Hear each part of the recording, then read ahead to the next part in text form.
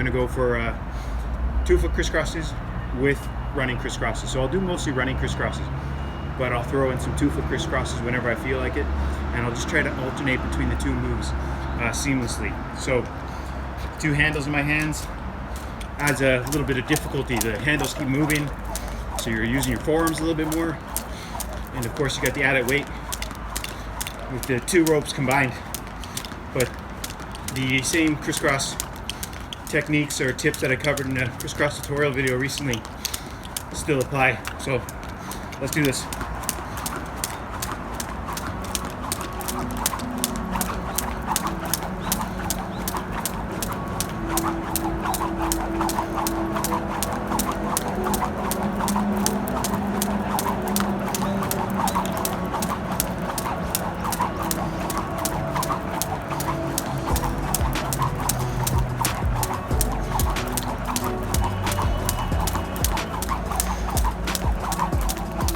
Hard when the ropes are separating like they are now.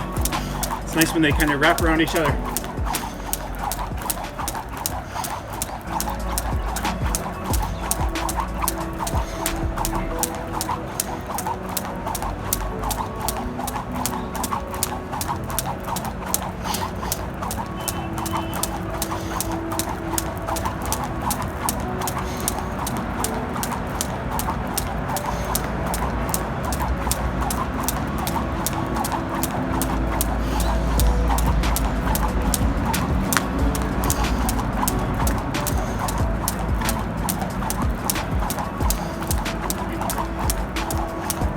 Getting quite a hard set.